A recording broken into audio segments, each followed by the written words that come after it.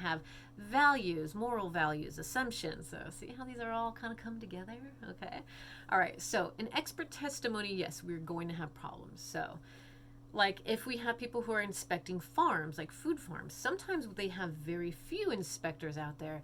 And then when they're saying, hey, do this and this, who's actually listening to them? Who's saying, oh, okay, I'm going to listen to this inspector about food? Because, yeah, when you think of those foodborne illnesses we're getting from farms, like spinach farms and stuff, there were a lot of times where when people are getting sick, it's because they're not following protocol, okay, or listening to the inspectors, these experts who come through and be like, bro, you got fecal matter in your lettuce.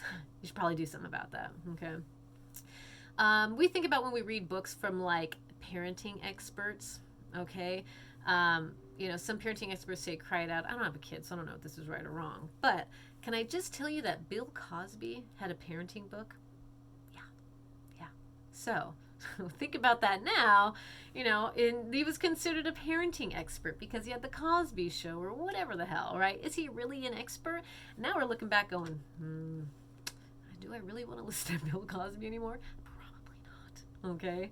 And what was his reasoning behind that, to have this parenting book? Was he, as this character in the Bill Cosby Show, now making a book just to make money? Ah, see? Okay. So why did so many people fall? My mother had a Bill Cosby parenting book. So I don't know. I don't know if it worked or not. Like, I feel like I did a good job in life, but what do I know? Anywho, we try to explain to someone on the phone what's wrong with our computer. So we have to be the expert in what's wrong with our computers. We're trying to tell this computer guy, and the computer guy is going, bro, I have no idea what you're talking about. Okay. And then also we think about insurance agents who are making snap judgments on the claims that we have. They're just like, okay, quick judgments on, what do they think is going on here? So my question is, we have a battle of the experts. Who do we consider to be experts? Okay, who do we consider to be experts? And it's really hard. A lot of people, a lot of things going out there, a lot of reasons why someone may or may not do something on a moral, value or something. And my question is, like, who do you consider to be an expert? Who do you consider to be an expert? When you're getting information from people, are you considering them beyond just like an influential person? Right? You think about all the influencers we see on social media and stuff. What's making them the expert? Because they had someone who, someone reached out to them and said, hey, I'll pay you money if you advertise this. And if you keep advertising this as if it works, we're going to give you even more money, and see how influencers then become biased. Okay. And what other issues might you see in these people that we consider experts? Again, some people might claim, Jenny McCarthy to be the expert on autism, but what is the problem with that, right? How are we seeing issues with why we might be using some people as experts? So the biggest thing we want to consider is problems with expert testimony and understanding things like, one, are they really experts in that field? Are they really experts in that field? Again, when you have your influencers on social media, are they the experts on those products, or are they just selling them just because they're selling them? Are they the researcher behind it? Are they ones, who've done the actual experiments? Are they utilizing the product, or are they just selling it just to sell it, right? Okay, so then, how up to date is their expertise? So how up to date is somebody who is doing hair? So I had a lady once, and she was a little older, no big deal. That's ageism if I were to assume she doesn't know what's hip and cool in hair anymore. But the idea was she was okay with giving me a perm. And we know over time that certain perms actually just totally destroy your hair. And I assume her being the expert was not going to do something like fry my hair. And no, I'm not going to show you a picture of it, but it was bad. It was like burnt plastic. That's how bad it was. But I had a lot of product in my hair that was from a box, and I'd done some damage already, and I wanted my hair to like stay curly. I was like, oh, give me a perm. And she's like, okay. And I'm thinking she knows what she's doing. She probably should have asked me a few more questions about the things that I've done with my hair before. Because when she was done and she pulled it out and my hair went zzz and fried like a disco perm, that's when I realized, like, wow, maybe she was not as up to date on the product she would have needed for my hair, right? So Maybe in the early 90s, it was yes, this was not a 90s perm. This was in like the 2000s. I think it was like 2007. Yeah. It's not that long ago, y'all. Anyway, and maybe she wasn't as up to date on the products and how they interacted with certain hair and new products, right? We just don't know. I tell you what, though, when we pulled those rollers out and her face went like this, I knew something was wrong. So, anyway, how up to date are people on their expertise in the research? Pilots, to be honest with you, with pilots nowadays, within the last year, they've been out for 3 months at a time, and they've even admitted to coming back and being rusty, right? So as expert as they are, how often are they utilizing their skills to continuously be experts? Okay. Now, the other question to ask is, are they unbiased? Okay, are the expert testimonies, are they unbiased? Think back to, thank you for smoking. Are the testimonies we're using from these people, whatever it may be, whether it was the cancer kid or even the guy peddling the cigarettes themselves, are these testimonies unbiased? Well, if you're dying from, lung cancer at the age of, I can't remember how old he was, 17? I forget.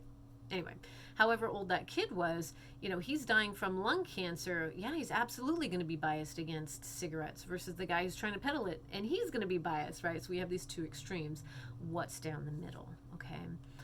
And then the last question to ask is, would other experts agree with them? Okay, so again, we got Jenny McCarthy out there talking about, vaccines causing autism. Are people who are actually experts in the field agree or disagree with her?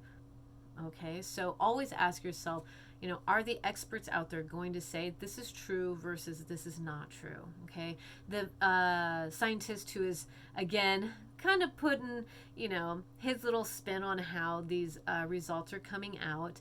Would people who are experts on, lung cancers and that kind of toxicity, would they have the same agreement with that particular scientist? Okay. Now, there's other experts that we have. Let me go back this way. So I'm on my little clicker. We have other experts that we've created. We actually create experts out of people based on how we know them and who they are. So our friends post, we believe in it, we follow it, we trust them. So what they post, we believe. We do that sometimes with family members too, or sometimes we don't. I've already talked about this way too much, so I'll stop. All right, so then we think about maybe a well-known pundit, somebody that we know to be an expert. And I don't know if you guys are on my PowerPoint, but do you guys know the alien guy, right? So he's on all the time. In fact, I don't think he has a degree in anything other than, I think it was physical science, like PE, physical education. It was something like that. So we have the scientist that we call an expert, and he's the one, the pundit that we go to say, oh, that's the guy, that's the alien guy. He knows so much about aliens, man. But I did put a meme here, and I got to read it because it's my favorite. And so if you notice him throughout time, his hair gets a little higher and a little higher. And the meme here is, what if the alien guy isn't crazy after all, but he's just slowly being abducted? He's just being abducted really, really slowly, okay? All right, I think that's funny. It cracks me up. That meme's been around for who knows how long, like a decade at least. And it cracks me up every time because I actually watch Ancient Aliens. Every time I see him, I'm like, he's getting there, man. He's almost up there. Okay, so we use him as a well-known pundit. We see him and we go, he is the foremost expert on aliens. I don't know how you become that way. Maybe there is a lot of research. He doesn't have a degree behind him that makes that statement, but he has a lot of experience. So do we still consider him an expert? Okay. And so then we also have maybe a blog that we follow on YouTube. And one of them is, someone had told me about this and I thought it was funny. There is a kid, I forget his name. Oh, I forget it. I'll look at it in a little bit. Who actually, he plays with toys, like as an expert. Like he has become the toy expert. And that just blows my mind. And I'm kind of pissed that I didn't think of it first. Like I would like to open up toys and make a lot of money and play with them and say, hey, look at all these really rad, cars or whatever. The kid's making a buttload of, well, his parents are making a buttload of money. And then, people follow him on his blog and he's become the expert in toys. Damn, I just didn't have the foresight on that one. Okay. now we also think about experts that we actually respect. And there's this one Degrassi video I want you to watch, and it is on coronavirus. This was actually last year. I haven't watched it since last year. Forgive me on that one. But that being the case, the point of it is Degrassi is a very highly educated scientist. And ignore the fact that the video originally was on coronavirus. It goes beyond that. It actually does a really good job of just talking about how we see things and believe things and know things or whatever. So it's not a political thing. It's just a little scientific side point. And the way he talks about it, to me, it makes me go, this is what we need to do, these ways in which we see things. So anyway, it's just a really cute little video. Take a look at it, and it makes you laugh. That's the whole point. It made you laugh, and that's what I like about him. He's a scientist with a sense of humor. Okay. All right. So we see him as Degrassi as, an opinion leader, and he's not the only one, but he's a scientist. So we go, his scientific research and his history and all the things that he's done tells us that we can use him as an expert, as an expert testimony. Other opinion leaders we have is Oprah. Everyone loves Oprah and all the books she reads, and they follow that. Maybe she'll give you a car. We have Ellen, John Oliver, Stephen Colbert, Jon Stewart, and then Ryan of the toy review. That's his name, Ryan, little kid who does the toy review. I think I'm bitter. Okay, so now we're going to talk about advertising on social media. And the reason why I definitely bring this up is we actually do have an assignment coming up on advertising and how it manipulates us. Woohoo! Okay, and this is a little bit of a background that might help you. So advertising on social media is that they are no longer targeting you as an individual, though sometimes they do. You'll see the spiders who say you looked up, I don't know, Hollister t-shirts or something, and you go through your Instagram, all of a sudden you see a shit ton of Hollister ads. Well, those are the spiders, and they reach out, they grab that information, they go, hey, remember this? Though there was one time I was at the store and I looked over to the left and I was like, huh, that's weird. I've never seen that product before. Looks kind of good. I'll probably never purchase it, but that's cool. It just kind of stood out. And I swear to you, that afternoon, looking down at my phone, there was an ad for that, and I've never seen it in my life. Could have been a coincidence, probably because it stood out to me now, the ads stand out, but I'm pretty sure they knew I was looking. Just kidding, don't believe that. But it was very bizarre that that thing popped up in an ad as I was actually thinking about the product. Didn't say it out loud, did nothing, just looked at it and was like, and then there it is, right? So it's kind of like when you buy a car, you never see your car until you buy the car, and then you see your car everywhere. You're like, damn, everyone's got my car, okay? All right, anyway, so they're no longer targeting you as an individual. Keep that in mind. They're targeting the opinion leaders, okay, in order to get you. And opinion leaders, like the Kardashians, they've always got, I think it's Chloe? Chloe? I don't remember. I should know more about the Kardashians. No, I shouldn't know more. I don't care that much. Anyway, they go to these leaders and they say, hey, you should be peddling this because you know what? You've got a lot of followers. They're going to listen to you, okay? And they're paid sponsors. Majority of the time you see an influencer, it's an ad, y'all. They're getting paid to do that. And of course, some of us know that and some of us don't. Like, I know for sure majority of the stuff I follow is like surfers and stuff. The only reason why they have the career they have is they're paid to sponsor pretty much the stuff that they're, whether they're writing it or wearing it or whatever. I know, I'm aware of that. So I still like the surfing stuff. All right, so models and celebrities sharing diet secrets. Like, I think it's Chloe. I can't remember. She's peddling this diet drink. Y'all, she gets paid a lot of money just in general to do whatever the hell it is that she does. And, she's probably not drinking that drink. Or maybe she is. I don't really know. But she's paying trainers. She probably has somebody making her lunches and her dinners all day. She just, I don't know, maybe she gets to go to the gym all day because she has time, because she doesn't have an 8-hour job in school and this or that, right? Like, so I don't think that simple drink is going to be the thing that's going to change your life. But because it looked like it changed hers, you're going to buy it. You're going to buy it, okay? All right, and so along with that is they're paid to give you their opinion on stuff like politics, right? Not always, but many a time. And so sometimes they do. And other times people just have political views because they have, a care about something specific, okay? So keep that in mind when you have, I don't know, I can't use Kanye West as an example because I don't think that's right. But whenever you see a politician on the actual stage with the politician, majority of the time they're pretty much paid. Okay, I don't know the truth behind all of that, but I know majority of the time someone's not going to go out of their way unless there's money involved, unfortunately.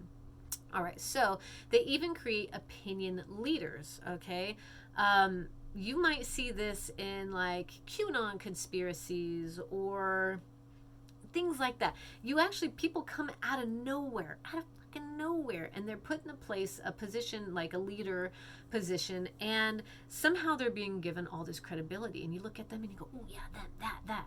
And what happens is the opinion leader is actually just saying the things that you want them to say. You want to hear these things.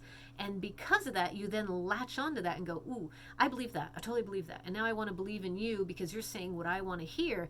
And now they've got followers. And that's how it is. And this is how, these conspiracy things have gotten so out of control, because people are looking for answers. They don't want to believe that, unfortunately, shit has hit in the fan and we don't even know what to do with it about it. And there's so much chaos and there's so much going on. And we're just trying to grasp at straws to try and figure out how the fuck are we in this mess and how do we get out of it? It's got to be a conspiracy. That can't be true. And sometimes, to be honest with you, the simplest answer is the answer. Okay, but we want to have a justification for why things are falling apart. This is why we, believe in zodiac signs and read horoscopes. We want to believe that there's something bigger out there controlling all the things that are happening to give us an excuse to say why we're mad. And man, sometimes life is just life, brah. Like, and that's kind of like that's the truth that I know as I've seen it in my experience. And this is why we follow so hard when things are falling apart. We lean on crystals, and we lean on horoscopes, and we lean on religion and all these things. And that's not a bad thing until it becomes unfortunately a bad thing, like QAnon and things, unfortunately, that lead us to do things we wouldn't normally do if we were of the right mind. But we're lost, we're desperate, we're scared, we're looking for something to hold on to. And that's human nature. And that, my friends, is how advertising, media, politicians, and things get to you, because they know you're desperate and you're looking for an answer. And they are there to, quote unquote, give you what you need and what you want, or what you think you want.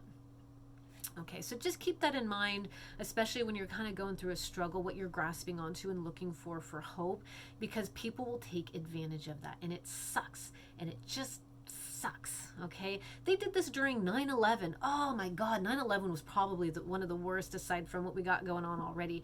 But any single time there's something traumatic, that happens in society, there are people who prey on that, and they prey on your vulnerability and your desperation for help. All right, or for a need for security. That's why there's a lot of 9/11 conspiracy theories too, because again, people are trying to figure out, how could this happen? How can this happen? Sometimes shit happens, but we want an answer, and we need an answer, and we want someone to be held accountable. Even though we hold people accountable, we want more, because it didn't do enough for us. So this is how these things happen. It's understandable. It is human nature. This is where we go. I get it. I'm sure I've been there and done that. But we just kind of keep learning as we do more critical thinking and look behind it and go, oh yeah, maybe I should think a little bit beyond that. Okay. So now, what does this mean? My question is, throughout all of this, my question is, who are we listening to? Who are we listening to, and why are we listening to them? Is it because they're saying the thing that we want to hear? And that's the problem, is unfortunately, sometimes the truth, we don't want to hear it because it hurts, or because we're afraid of it, or we don't want to accept it, or we don't want to hear the truth because we don't want to have to do the next thing to get past it or go through it, whatever that may be. Okay. And my question is, can we validate these opinions that these people are giving us based on their expertise and training, right? Can we validate that? Are they really telling us the truth? Like, what's really behind all this? And this is not me to go, are they telling us the truth to get into another conspiracy theory? That's not the thing. We always just want to find out, what is the real truth? And it's always very simple. The real truth is always really simple. Where is the money? Where is it coming from? What is someone benefiting from giving you that opinion or giving you that statement? If they don't have anything to gain from giving you the truth, those are the people you want to listen to. That's really the true simple answer. If they don't have anything to gain from it, but they're giving you what they know based on their expertise and their inductive reasoning and their research, then you can say, well, I'm going to have to probably go with them because there's nothing they're gaining from this. A lot of times people in giving this information actually lose from it. When you think of Snowden, I forget his first name, but Snowden, the one who gave a lot of information, he knew his life was about to be ruined, absolutely ruined, right? But he was an expert in his field and he saw what was going on and he had to say, y'all, shit's going down and it's not good. I have to tell you this. And he did. And his life got ruined and people called him, a traitor and all this stuff, but he did what he felt morally obligated to do based on what he was seeing. And I would say, despite our opinions on what he did, whether it was right or wrong, he would be an expert testimony to what he saw and what went down. And again, he gained nothing from that. Bro's life is absolutely ruined, gone. Can't even exist at this point, especially with the way in which he did what he did. But the point here is he would be one to listen to because, again, he had nothing to gain from this. Absolutely. All right. And again, what is behind their motives? And is it to help the public or is it to help themselves? I ask you this. So as you move forward and you're listening to anybody at all, what is the ultimate goal? And majority of the time, and some of you might be like, well, they're telling me the truth. Why would they gain from telling me these conspiracy theories? My dears, it's about the clicks. All right. It's about the clicks and it's about the sharing. Every time you share shit, these people are getting the money. They're getting the thing behind it. Okay. And people want to, they want to keep hearing these things and we love it. We love the negative. We love all this stuff and people prey on that. So again, when you're out there and you're trying to figure out who am I listening to and why should I listen to? What are they gaining from it? What is the ultimate purpose behind it? Okay, so the reason why I say this again is we're going to be working on some advertising products and I want you to be the most critical thinker you can possibly be. Anytime you see something, always look for the gaps and look where the money goes. Just try and follow it and go, is this real? Why would they be doing this? Or what's the ultimate purpose? Is it for the likes? Is it for the follows? Is it for, that kind of thing? Because people are getting paid for that. All right. Even if you don't think they are, they're usually getting paid for that because if you get enough followers, those ads are coming out going, I see your followers. I see what you're doing. Can you give me more? And I'll pay you. Okay. So anyway, the whole point of this, I love this chapter because it really kind of shakes you up a little and you're like, well, son of a bitch. Is Jenny McCarthy an authority figure in this? I'm starting to question, and I would say she's not. She doesn't have that experience, unfortunately, right? So do consider these things as we move forward and, get your own opinions based on the research and information that you're gathering from what you know to be true based on this unbiased sample research. So, all right, ladies and gentlemen, this was actually a shorter version of my usual long lecture. So hopefully this was something that you're going to be using as you move forward, not just in this class, but outside in life, because this is just our first step in becoming a critical thinker. All right, see you on the other side.